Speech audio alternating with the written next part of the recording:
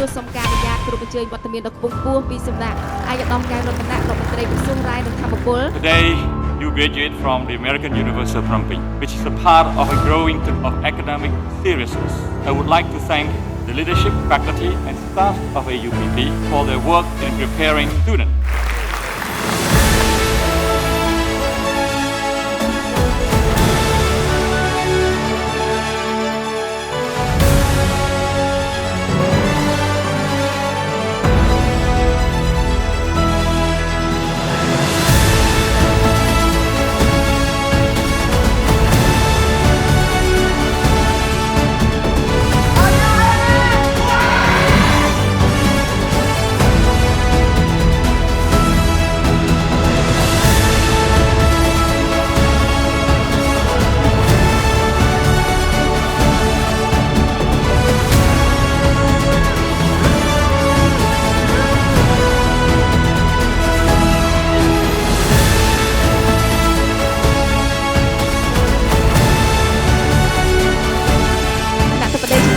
អង្គពិធីទាំងមូលជាទីមេត្រីពេលវេលាដ៏កាន់តែពិសេសវិសាលក៏ដូចជាការទន្ទឹងរង់ចាំជាយូរមកហើយពីបណ្ដានិស្សិតគ្រប់រូបដែលទទួលរង់ចាំនៅពេលវេលាដ៏រំភើបមួយនេះក៏បានឈានចូលមកដល់គឺការប្រគល់សញ្ញាបត្រ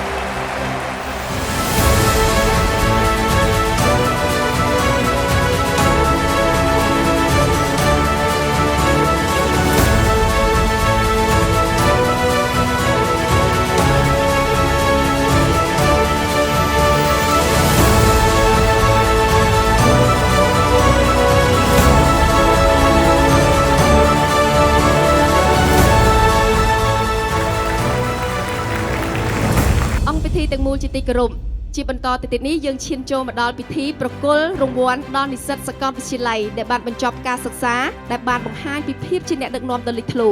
និស្សិតម្នាក់ដែលនឹងទទួលបានពានរង្វាន់ភាពជាអ្នកដឹកនាំលោកបណ្ឌិត Raymond Leos នោះគឺថនវិសាល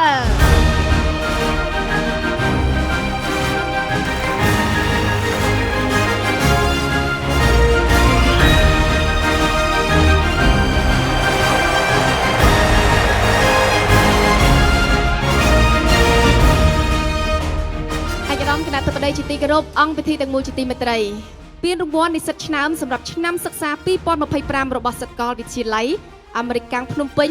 បានទៅលើអបអរសាទរខៅម៉ុងលាក់បរមី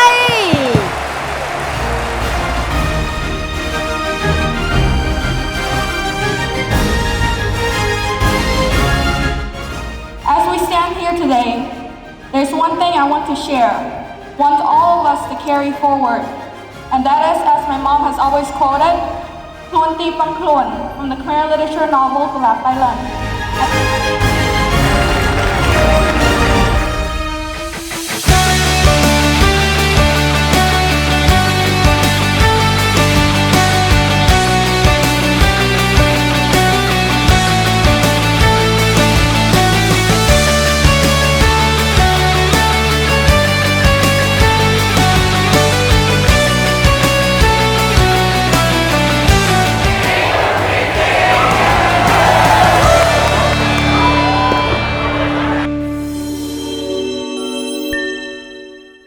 AUPP, study locally, live globally.